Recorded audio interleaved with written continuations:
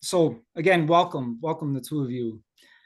The first, I want to start with Philip. I want you to maybe introduce yourself a little bit. Oh, but before that, I should just give a little bit of a brief bio of the two of you. So I'll start with Philip. He's a historian, translator, and journalist. He teaches at the Jesuit University Ignatianum in Krakow, Poland, and has written for First Things, The Catholic World Report, and many others. And he has a great connection with the Roca Press. He's translated two great works. One is Love and Social Justice, Reflections on Society, and it collects a lot of the writings of Blessed Cardinal Stefan Wyszynski, who was the great primate of Poland for many years. And he translated this work. It's a 600-page work, and I'm definitely grateful for him for translating that. So when you introduce yourself kind of more formally, you can mention that book, which I think the readers would, or the viewers would be great to learn about. And also he translated this wonderful book by Vladislav Raymond, who was at one time, he won a Nobel Prize in Literature for another work of his called The Peasants. So yeah, so first thing, maybe you can kind of introduce yourself in your own words, Philip, and just kind of explain you've been doing, your kind of your background, and maybe we can go from there. Sure. Well, I was born in Poland. I was 4 years old when I moved to the United States, where I grew up and spent the majority of my life. So I'm a dual U.S. and Polish citizen, although right now I'm living in Krakow, Poland. Although as we speak right now, I'm in South Dakota, which is where I grew up. So that's my life story, I suppose. I recently submitted my doctoral dissertation in history, and next month in March I'll have my doctoral exam. And if all goes well, and the reviewers of my dissertation will will give positive reviews to my dissertation, and my defense should happen in the spring. And I teach, as you mentioned, at the Jesuit University Ignatianum in Krakow, where I teach English. So I teach courses related to language, culture, American society. I teach a course called academic reading and writing. I teach a course on film, so I teach different things. Oh, wow. Okay. You touched on film. That's something I want to talk about later on in this conversation, which I think is of relevance to Catholics. But I'm fascinated that you have this deep connection with Poland. I know both of you do. How did that come about? Because I don't think it's a given that someone will have such a deep connection with their ethnic background and the history of where they're from. What made you first become so interested in your own history, and why you even chose history as a profession? Well, as far as why I chose history, I guess everyone's mind is a little different. Every person's different. Everybody's good at different things, and everyone is bad at different things. Everyone likes different things. So, for example, when I was in school, I didn't like science. I thought science was really boring. Yeah. The process by which plants turn sunlight into sugar, I don't find that particularly fascinating. With all due respect to scientists, I'm just saying that it didn't ring my bell. Um, but history, I just always, for some reason, really liked. I always found history to be fascinating. I don't know why. I had a very good history teacher in high school. His name's Mr. Gordon. He's retired now, and I think I formed a good connection with him, and he inspired me to become interested in history. Also, history was a topic that was brought up in the family home a lot. Talked a lot about my family's traumatic World War II experiences. Yes. A lot. As far as Polish history and culture, well, so my parents, of course, they do speak English, but they always insisted that we speak Polish at home. And I spent many summers growing up in Poland, and I just became really interested in Polish history and culture probably as a teenager. And I think the reason for that is the way European history in the United States, and I'd say probably Western Europe as well, is taught. Is that European history is the history of France, England, Germany, and Italy, and maybe Spain. And yet Poland is a country that was very large in its past. Even today, it's not a small country by European standards. And it's a country that's made very important contributions to history and science and culture. But yet these contributions oftentimes are overlooked, I, and so that's what makes it made it interesting because there's just it's just a gold mine that's been untapped, and yet I think for many Americans, Western Europeans, Polish history and culture can be attractive. I that brings up a point. For example, this book, while it's not his maybe greatest work, I think it's wasn't this his first novel, was it? If I'm not It's mistaken. not a novel, as you know. It's a work of nonfiction, but yes, it's his first book. It's his first book. Yes. And it was never translated into English until I think you approached me. I forget how we came into contact. Actually, I do know. It had to do with this book, and then you mentioned translating this book.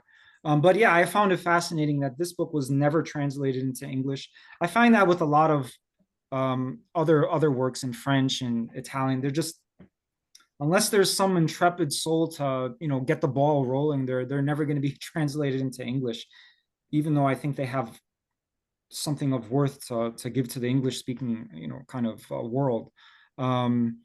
Yeah, no, that's interesting. I just quickly, I think you made a some really fascinating points about just wanting to know one's history. I think a lot of us can forget about our own history. For example, I'm Greek, and it's taken me a long time to appreciate my Greek culture. It's past, and still I'm still learning. But you don't want to kind of forget about your history, and just kind of have um, be kind of a hollow person in some ways if you don't know your history or your ethnic background. So yeah, I found that. Thank you for sharing that. The first book you translated with us, remarkable book.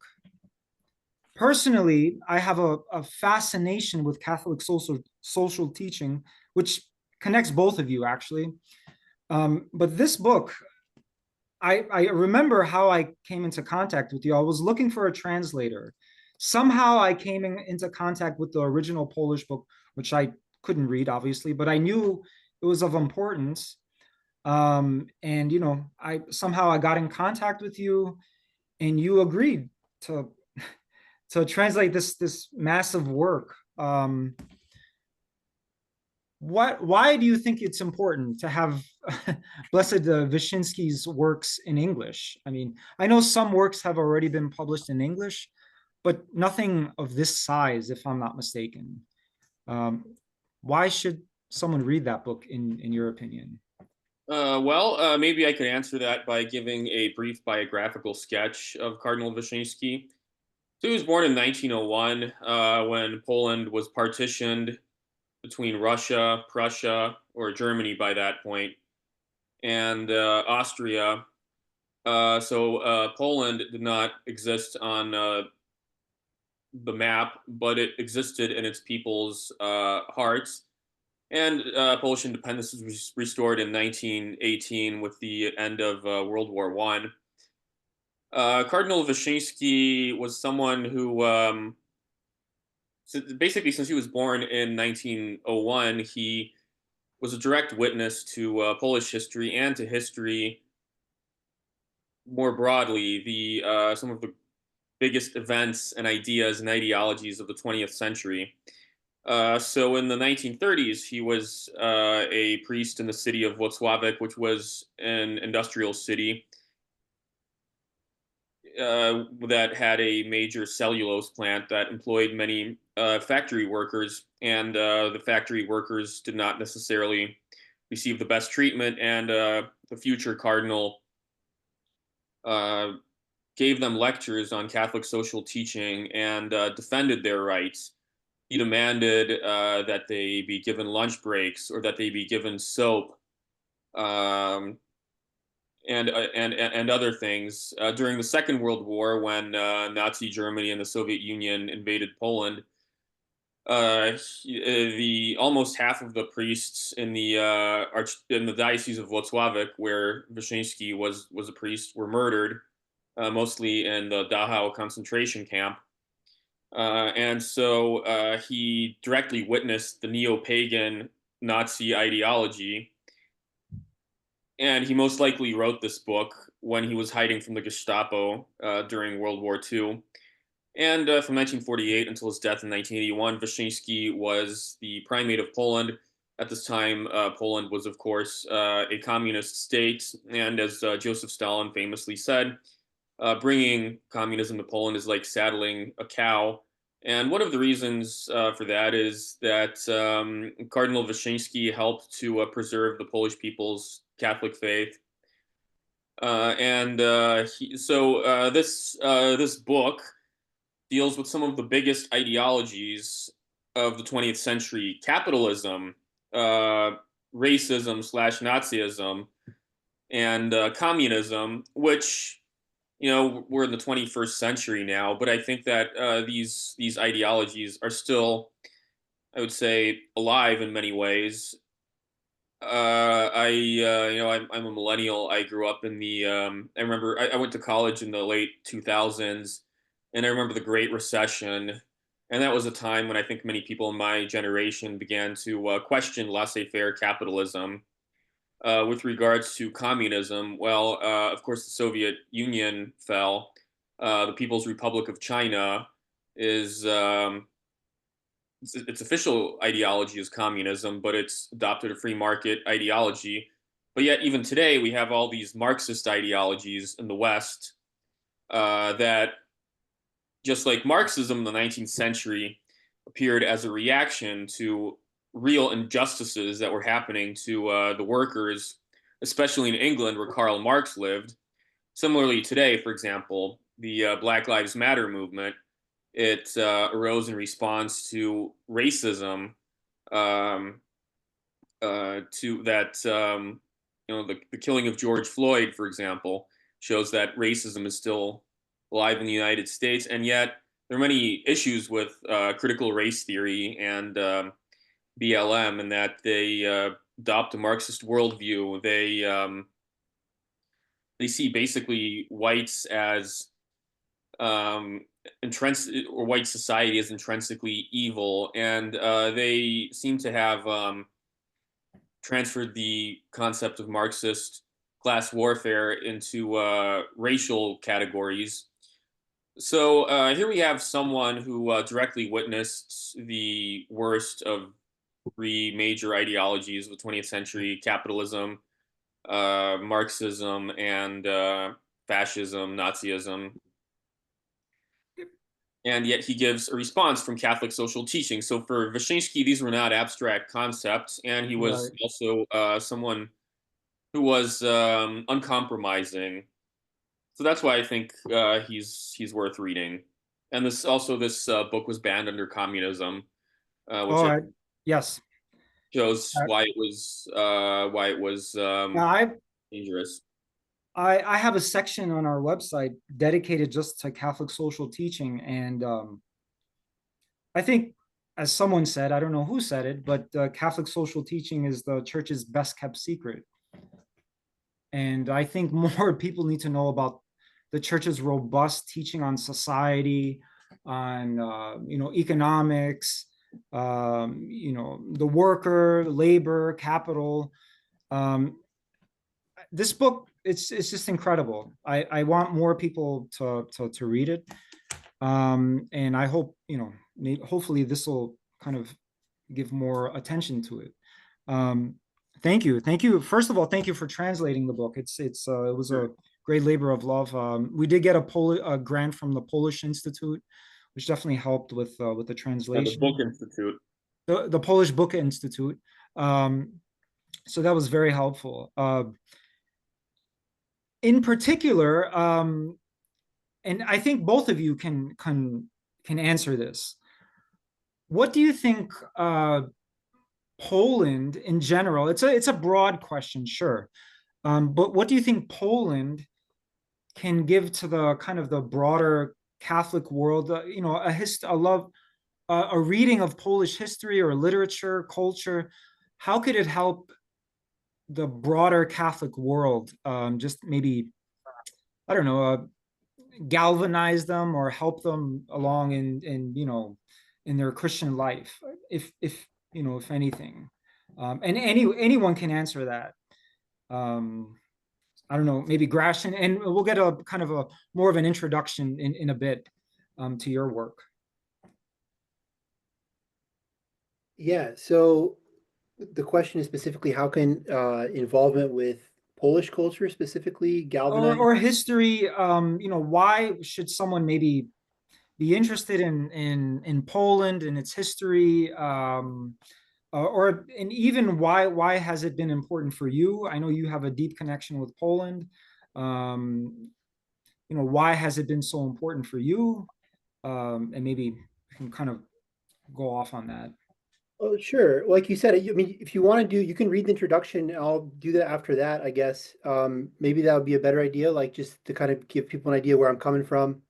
Yeah, that's a great idea. So let me introduce Gratian. He's the author of 3 novels for Aroka Press, and one is the Thermonuclear Mirth. It's this big book. It's a 900-page novel. Seraphim in the Dust Plague, and another one, and the Hippo Lectures, a book of essays.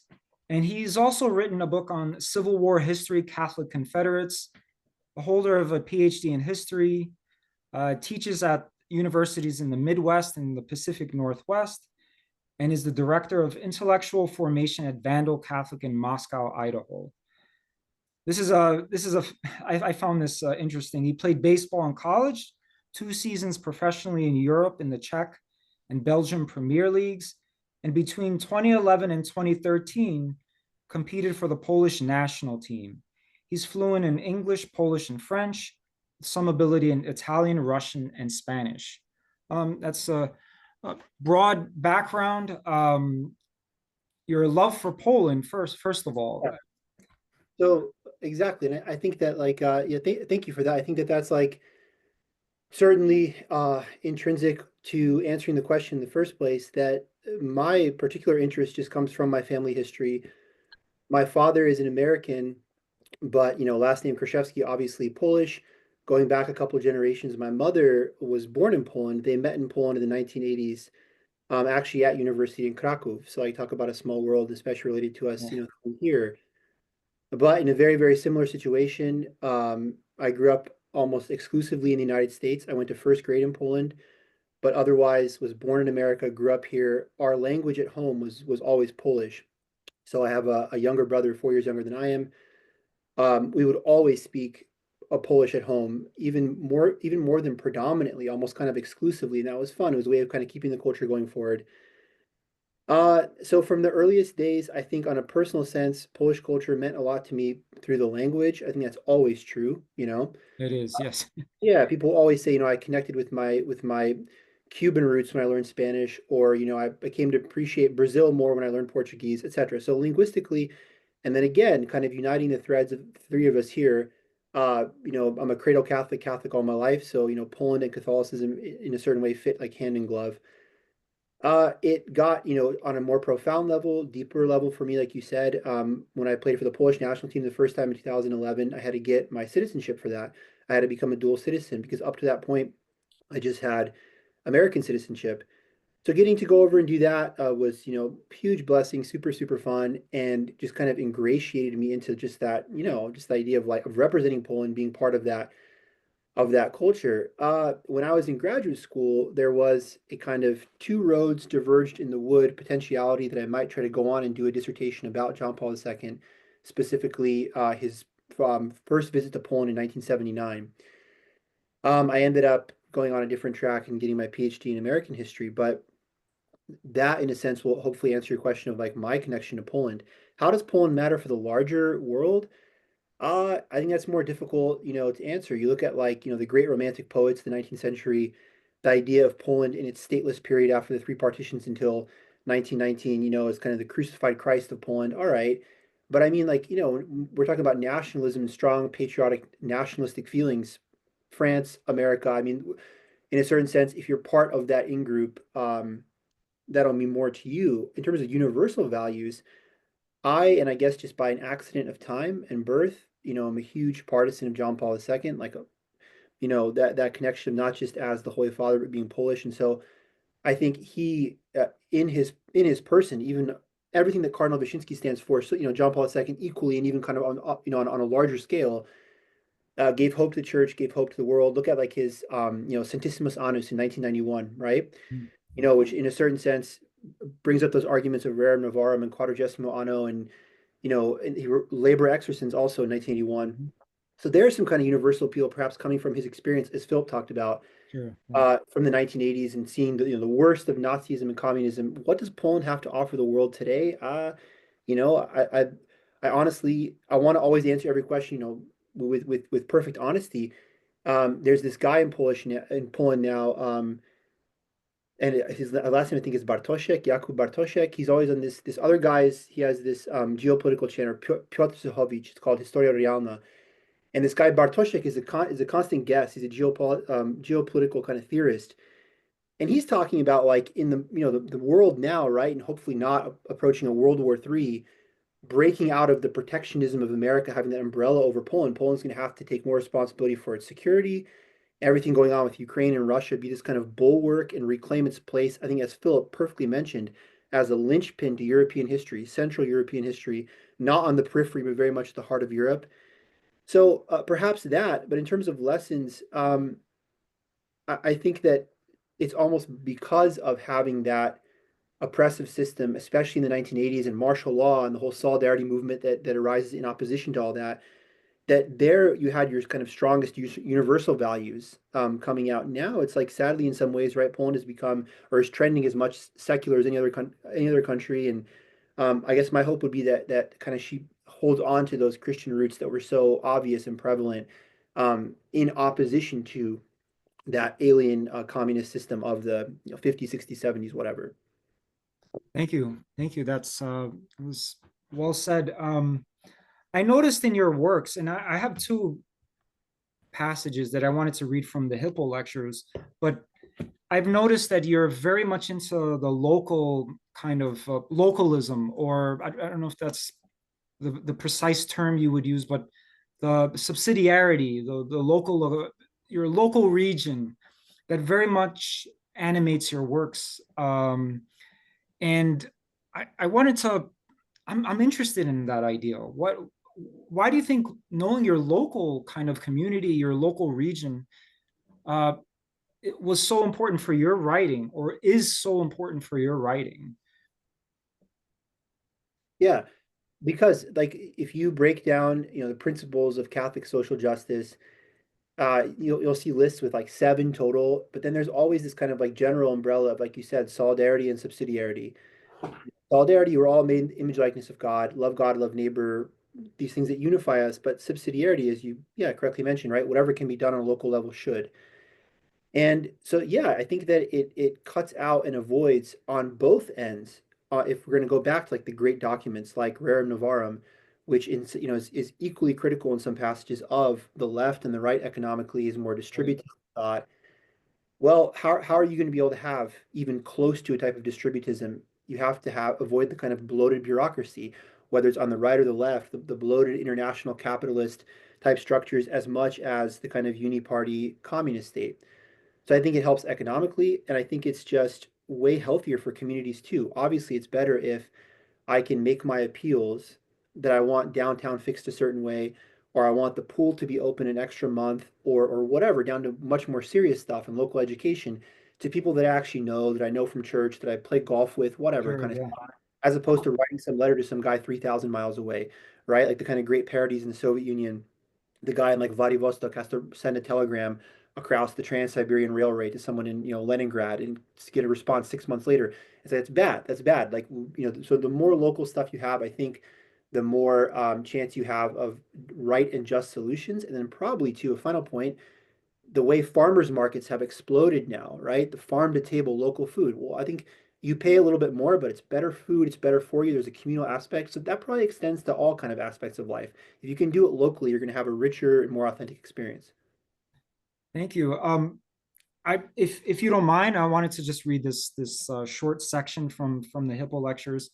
Um, and yeah, I think you made some fascinating points. Above all, this book is about the Palouse. What's the Palouse The for? police, yeah, no, the police. I live in Pullman, Washington, and the local school to us, the Stones Throw Away, is Washington State University. And then 7 miles across the board in Idaho is University of Idaho in Moscow. Those are the two great kind of sister cities of this region. So where it's located, it's about 5 hours east of Seattle, an hour and a half south of Spokane, 6 hours north of Boise. It's extreme eastern Washington and the northern section of Idaho. It's especially known for its kind of lentils farming land. A lot of people call it the Tuscany of America, that similar kind of rolling hills type area. So it's a general region. um, Everyone knows what the Palouse is now. This is great. You'll hear enough in the coming pages about how Catholics must rediscover the principle of subsidiarity. That which can be done locally should be, as you mentioned before. Subsidiarity, pro co-op, the local community, the baker and barber next door, and like the Benedictine monks and their ora et labora philosophy, um, you're going to hear a whole lot about the Benedictines in this book. That's another thing that strikes me. You're very much into that, the wisdom of the monastics, which I think more people should realize, because the monastic life or the monastic thinking is definitely applicable for all of us, even if we're laymen. Um, there's nothing in life as sublime as prayer and work. If you and I'm just going to go on, it's all connected. If you want to achieve anything of value in this life and the next, you must pray and you must work. Seems simple enough, but I think that's profound. There are no substitutes for either. Love the real places. They reside in the real people that live there. For love of neighbor only has one command before it. And if in doing so others can do the same, love and work to perfect their own local region. What an archipelago of beauty might yet arise in these well-worn, tried, and tired United States, were they to be illuminated once more by true Christian values, colligated to, rather, catalyzed by subsidiarious focus. Yeah, that's I think that's very important. Our local community, what can be done at the local level should be done. That's very much a part of Catholic social teaching, very much. And the church has such a wisdom for the world that it just I get impassioned about it, and that's why I've dedicated a lot of our books to that topic, and both of you kind of have fit in that. I want to specifically mention your great work. I definitely think it's a great work. Thermonuclear Mirth has a grand narrative, novel. Would you consider it a Catholic novel? And maybe we can even define what does that even mean, a Catholic novel? What exactly does that mean? Maybe we can kind of first talk about who influenced you in writing this. It didn't just happen out of thin air. Someone influenced you, and then we'll kind of go from there. Okay. Yeah, I do think it's a Catholic novel, and my influences, absolutely number one, my father. He's a poet, translator, novelist, also just a overall like wonderful literary man. And I always say like I can go on and on and on to this kind of sycophantic like, oh, my dad's the best. I love him so much, but I do. It's true. He's awesome. For how amazing of a literary man he is, he's even a better father. So he's having that close to home. I always feel kind of like the blacksmith's son who like takes over the business. I'm sure a lot of whatever has been good. All glory to God and all thanks, to him. Uh, Outside of that, you and I mentioned before in the interview that just you and I did about David Foster Wallace and Infinite Jest. Certainly, Walker Percy, I think, is the best Catholic novelist. I like Flannery O'Connor too. She seems to be the kind of the hippest one now, right? Everyone likes Flannery O'Connor, and they'll have her quotes in Catholic centers. I think Walker Percy's better, but I think she's good as well. Percy and Foster Wallace probably above all. Albert Camus is great. I love Albert Camus. He was just an absolute, militant atheist, right? And maybe militant's the wrong word, but kind of just like, hey, you just carpe diem because there's nothing else. And I like Camus a lot. His kind of like unapologetic, straight, terse style. I'd love to hear what Philip thinks about like what a Catholic novel is and all that. So I'll keep my response very, very brief. Uh, Sure. I'll say the reason I think my is a Catholic novel is because uh, it has it's faithful to Catholic orthodoxy. By that I mean that like the novel is very profane and vulgar at times. I think if you do a word check there's 360,000 words in Thermonuclear Mirth, I probably use the F word at least 1,000 times, probably, right? I mean, there's discussion of sex, there's tons of violence. Obviously, it's a book about thermonuclear war, but I think I'm very, very faithful to. Okay, well, there's violence and bad stuff in the Bible. Those authors, under the inspiration of the Holy Spirit, are trying to show you you know, oh happy fall that merited us this wonderful redeemer, like where that arc goes and Christ wins in the end. So my novel certainly has that kind of like happy ending in the sense that, the people faithful to Catholic values and Catholicism as that active ingredient of making it through this valley of tears gets you there in the end. But what I think, and again, I'll pass the torch to Philip and get his take. What I think makes a Catholic novel good is yes, faithfulness to orthodoxy, but unapologetic showing of the reality of evil. I hate the Right. kind of modern Protestant nonsense movies where it's like this guy was a really bad guy. He struggled with bad guy, bad thing, whatever, and then he read the Bible and now he's a really good guy. Because Kind it yeah, doesn't seem true to human nature, right? I mean, yeah. Yeah, I mean, Philip, I don't know if you have any thoughts on this kind of this definition of a Catholic novel. What makes a good Catholic novel? Because they're not all gonna be as successful in kind of maybe showing the reality of human nature and our need for a redemption. I don't know if you have any maybe thoughts on that, or maybe what works have appealed to you. Okay. So I'm not a literary theorist, so maybe I can talk about some Catholic novels uh, Sure. or religious novels more broadly that I liked and that had a big influence on me. With regards to Polish Nobel Prize winners, in 1905, the Nobel Prize for Literature went to Henryk Sienkiewicz, whose best known novel is a book that was very popular in the late 19th, early 20th centuries, but now, apart from Poland, it's somewhat faded into obscurity, and that's Quo Vadis. And it's a novel about Christians in the 60s AD in Nero's Rome. And the two main protagonists are lovers. One is a Christian girl, and her lover is a Roman patrician, and he falls in love with this beautiful girl, and he also falls in love with Christianity because he sees what's right about Christianity. It's this novel that presents the persecuted, small but growing, poor Christian community of Rome with Roman society, which was very powerful and wealthy, but at the same time, it was very decadent. I think that's a novel that does a great job of showing what's right with Christianity. I think it would be great to use in catechesis. Apart from its moral Christian values, it's also well written. It's also entertaining. Mhm. I'm not an expert on ancient Rome, but so I can't say how accurate it is. But it reads well. It's been adapted into many films. Another work from a Polish Nobel Prize winner is well, he wasn't a Catholic, he was a Jew. Isaac Bashevis Singer, who was born in Poland but later moved to the United States, and he wrote in Yiddish.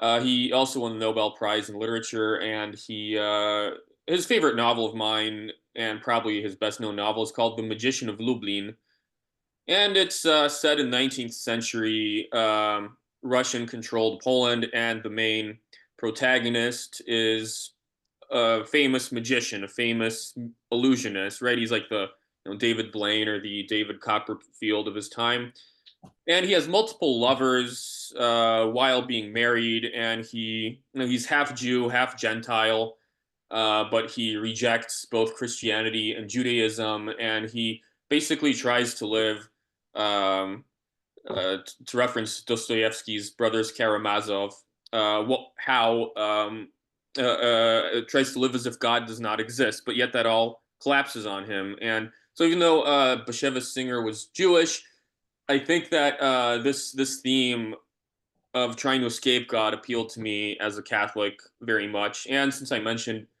Dostoevsky's Brothers Karamazov, this isn't very original, but that's definitely also a great novel.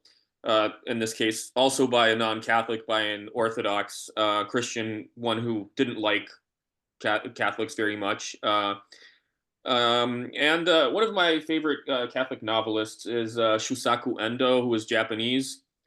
And he's best known in the West for his book Silence, which was adapted into a film by Martin Scorsese.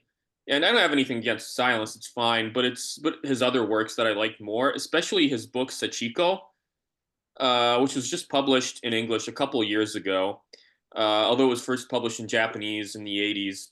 And it's three interwoven narratives. One is the bombing of I can't remember if he was from Hiroshima or Nagasaki. I think Nagasaki. So one narrative is the atom bombing of one of those cities. Another is these once again Japanese lovers and this community of Japanese Christians during World War II who are being harassed by their fellow Japanese because they follow the religion of the enemy or America and England. And also it's also Sachiko deals with the narrative of the famous Polish Franciscan friar Saint Maximilian Kolbe, who before the war was a missionary in Japan. And so Kolbe and Polish Franciscans are depicted both in Japan, but also he's depicted in Auschwitz. There are these imagined, I presume this is a fictional character, these imagined dialogues between Kolbe and this atheist school teacher. And the atheist school teacher keeps telling Father Kolbe, how if there's a good God, if there's a God who loves us, how can there be so much evil here? And Father Kolbe responds to him, if there's no good here, then we must create good here. And so eventually, as we all know, Father Kolbe volunteers to die in the place of a family man. And so this atheist school teacher is moved by this to do the only altruistic act he did during this camp. So I think experience. So I think that this is a novel that does a good job in answering the problem of theodicy and Sure. how can we believe in God when extreme Yeah. evil in this case Yeah, happens.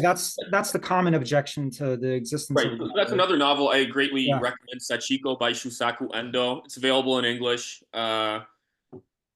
Strongly recommend it.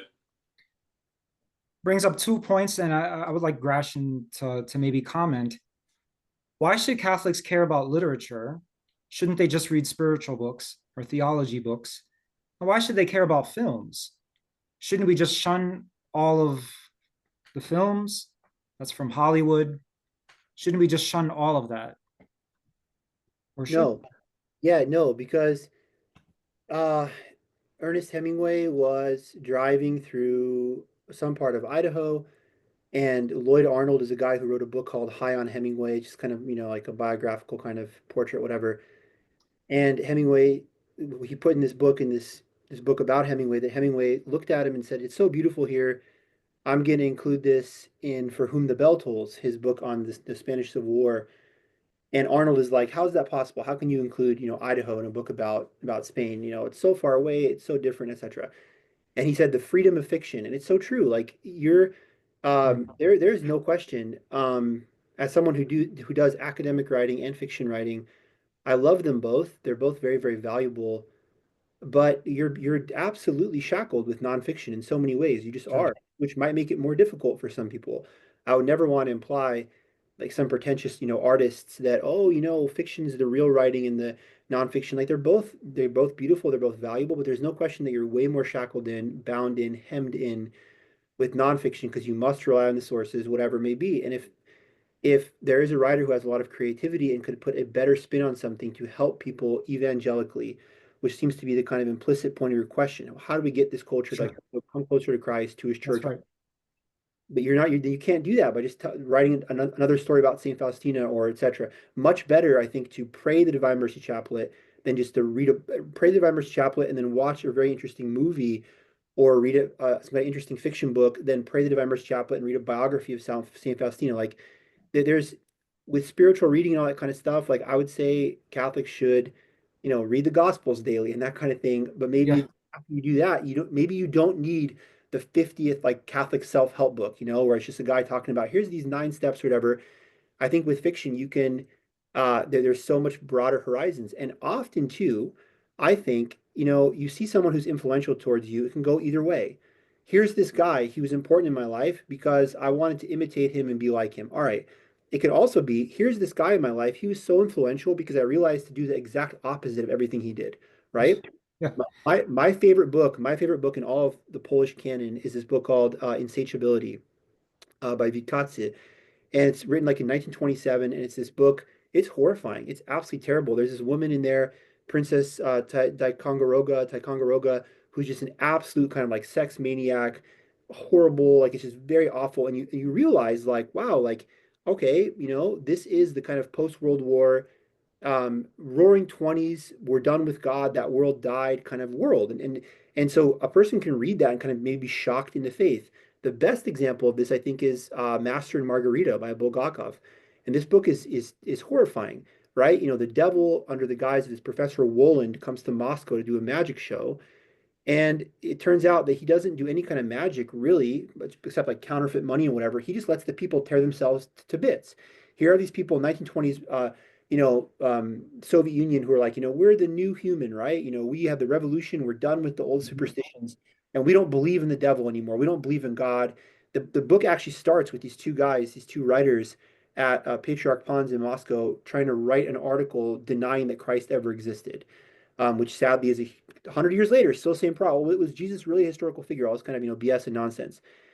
And so they're trying to. It's hilarious how Bulgakov does it. These two atheists are trying to say that Christ didn't exist, and, and they're telling this to the devil, who's like, no, trust me, he exists. You know. And you read this book. It's a very horrifying book. It's a terrible book. Uh, maybe people have heard of it or read it. I don't want to spoil it for someone who's interested, but the main character, Margarita, who you don't meet till late in the book, sells her soul to the devil just to be with her adulterous lover, which is what it really comes down to. So you read that book, that's great spiritual reading. Do not sell your soul to the devil. Do not follow the devil. Believe in God. All wisdom, as the Bible says, is the beginning of all wisdom is fear of the Lord. Actually, fear God. Don't be like these Soviet guys who are like, God doesn't exist, the devil's a fairy tale. So that would be my whole, long-winded answer to why Catholics should read good fiction and stuff, because Master and Margarita, that is so fictional and fantastical. You have a talking cat, a guy gets turned into a hog. It's ridiculous. That freedom of fiction that Hemingway talked about can give you real spiritual helps versus just picking up the latest things. Some Catholic guys like, here's 9 steps on being a a nicer guy, you know, kind of stuff. Yeah, it just seems sanitized, right? It's Yeah. just so sanitized. It's so, in a sense, perfect. I mean, don't misunderstand me. That it can't really serve. I mean, I've known people. They've had a tough life, you know, for whatever reason. They've made bad decisions. I mean, I couldn't even imagine giving them, not all. I mean, some of these books that are out now, which I I I don't know how it would reach them, right? It So kind of it kind of like mocks their struggle, right? These people have had a tough life, and what they really need to hear is some kind of like serious, deep wisdom, like how awful life is, but that there's a solution. You know, for God so loved the world, he sent his only son, right? I think, and I might be getting this wrong. I think Dorothy Day used to hate when people would say that she was a saint, because then that kind of minimizes, that almost dismisses her. That it dismisses her. You know, oh, she's a saint, untouchable, can't relate to humans. You know what I mean? That's one reason I love like Dorothy Day, which I know is controversial amongst certain circles. Yeah, and she had a very, very checkered past, right? So it's Oh, like, oh, without a doubt. Yeah, yeah, without a doubt. But in some ways, it's more relatable, right? You know, you can, even though you struggle, you've done maybe horrible things, you know, the mercy of God is there. You can get out of it. You can find your way to sanctity, which is not sentimental, right? It's part of this real struggle. Uh, Maybe have like maybe 10 more minutes, but also I think what you find important, Grash, and I know you do too, Philip, is well, film. And first I would like to say, what, I guess maybe it's probably related to literature. uh would you Do you think film is important uh for Catholics to maybe watch, but obviously discerning, being prudent about it. But how could film, um, in what way does it differ than literature? Other than the obvious. Um, I don't know if any of you can maybe um, elaborate on how it can be important for a Catholic. Well, I will say that the main reason why I watch film is to be entertained, and escapism, and there's nothing wrong with escapism. Sure. I think that, well, if you go to Florence, for example, or Rome, you will notice that almost all the great works of Renaissance arts are religious in nature, right?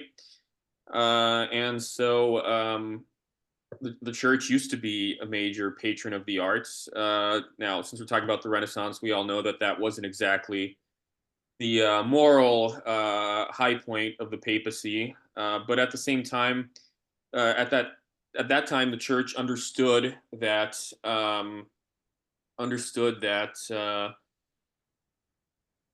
art can be a means of evangelizing. Right. This was also partly because most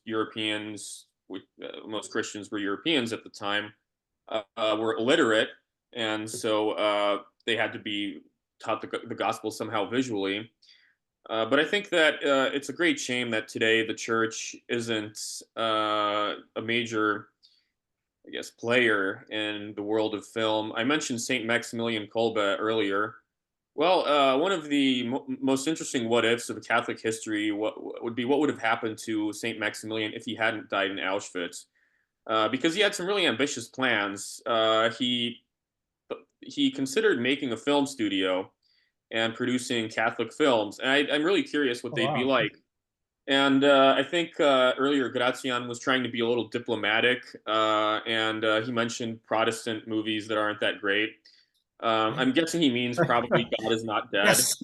Yes, Uh, come on. uh, God is Not Dead is a very well-intentioned film, but a very bad film. Uh, Right. when I There's no watched it, art in it, right? Yeah. when I watched it at home in my apartment, I like had the volume down low, and I just kept checking just to make sure no one's watching me watch this, because it was so cringy. But No. but I hope I'm not being mean to the filmmakers because they obviously had very noble intentions. Sure, sure. So I wish that the church would make more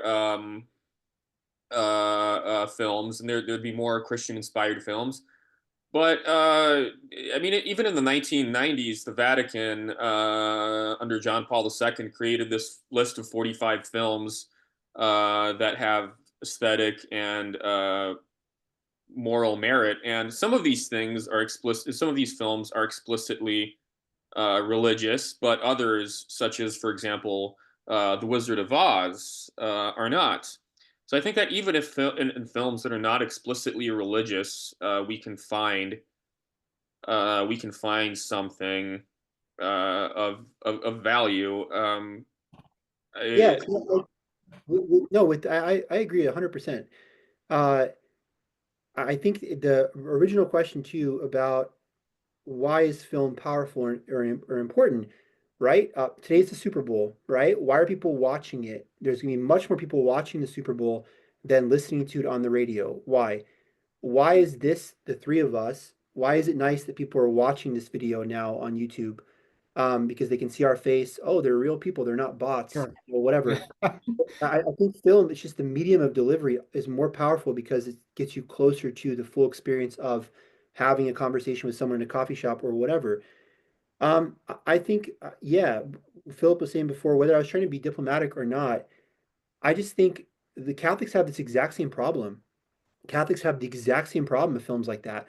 So many of the Catholic talk shows or whatever are so pathetically cringy and awful. And there's this kind of idea about, I'm going to give you my faith testimony, haha, cheesy jokes, LOL. Oh, like where Alex, your earlier point that I was saying about some of these things mocking someone's stories. Some people could be like, I've had a really tough life. This is the bad stuff.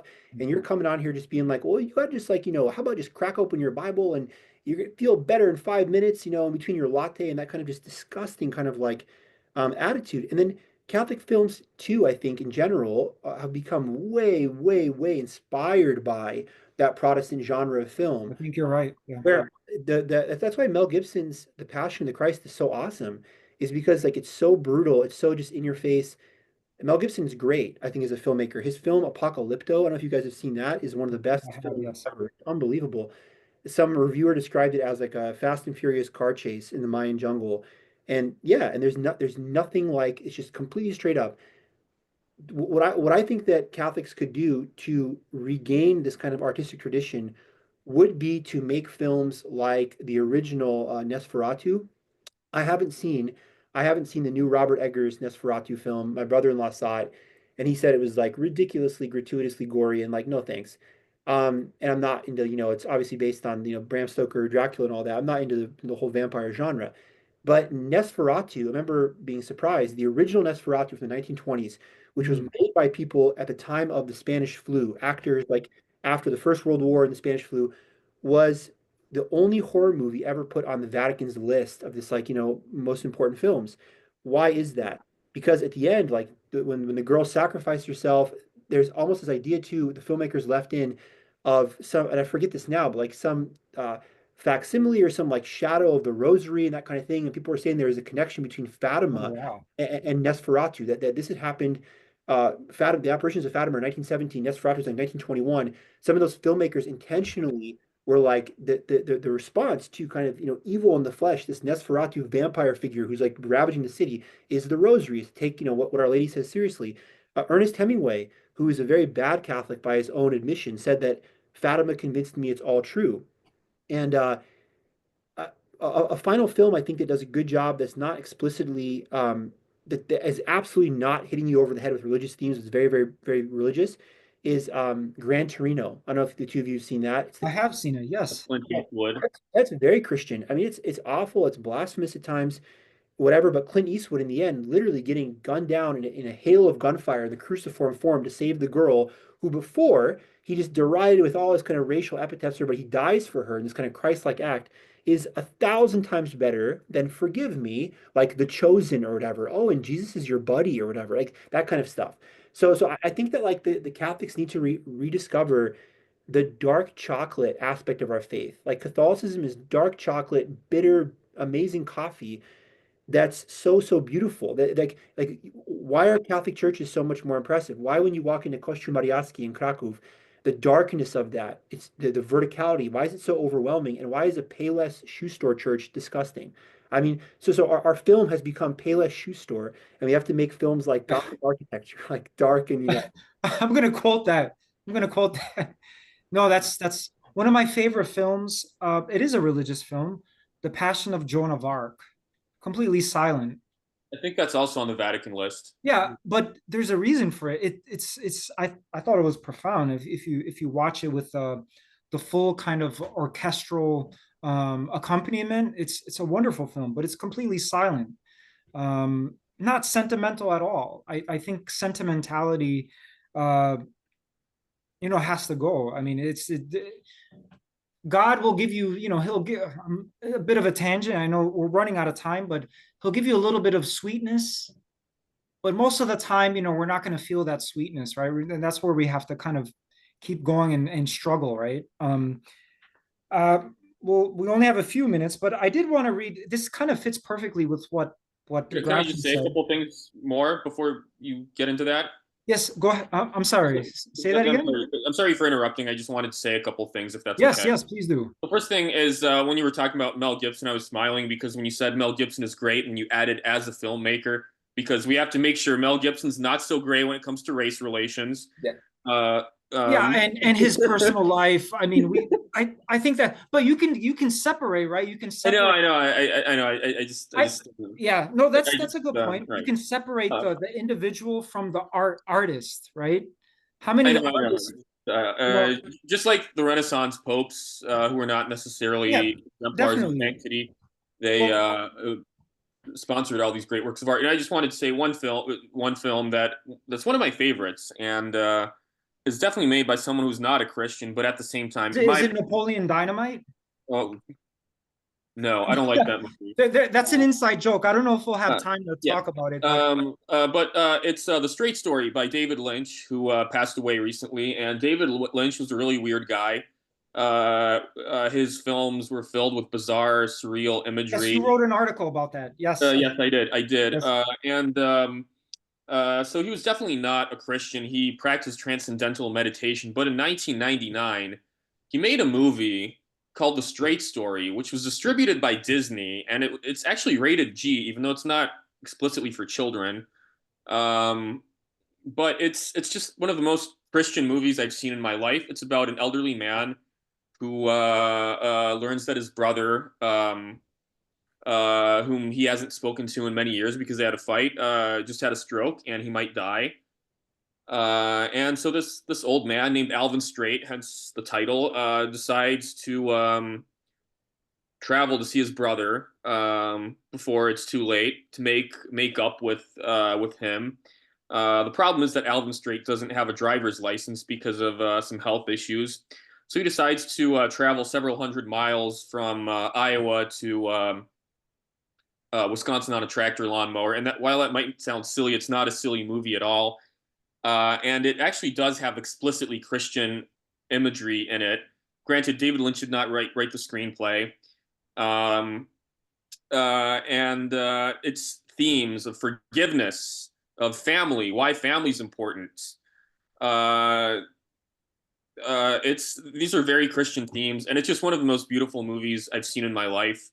Wow. And even though it was made by a pagan, I hope that David Lynch isn't upset wherever he is right now, that he's not upset that I called him pagan, but he was definitely not a Christian. He made this very, very Christian movie that's just beautiful. Yeah, he's grappling with something. He's grappling with some deeper issues.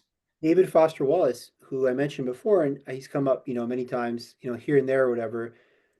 But as we were, mentioned, in our off-camera conversation just earlier about him, that he failed RCIA twice, and I always kind of mention this in interviews.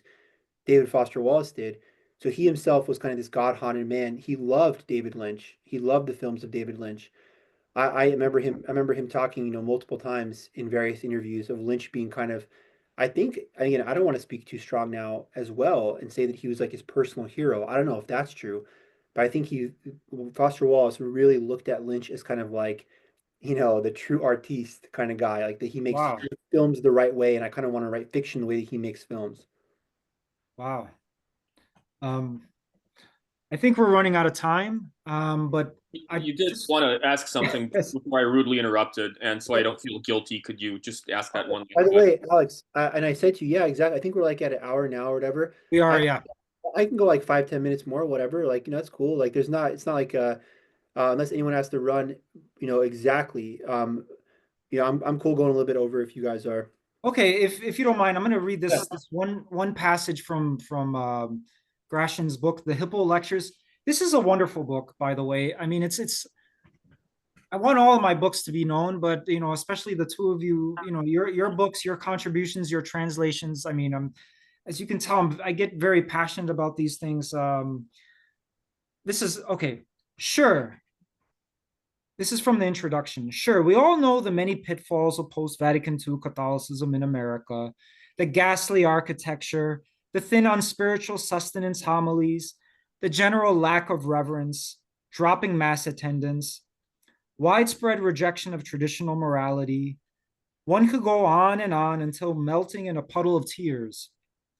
What people don't often point out is that one of the greatest sins of the postmodern era is that what is so incredibly and unbelievably and breathtakingly exciting, the Holy Catholic faith, has been made, or at least many an old college try attempts have been made in this direction, dull and sterile, and worst of all, see, boring.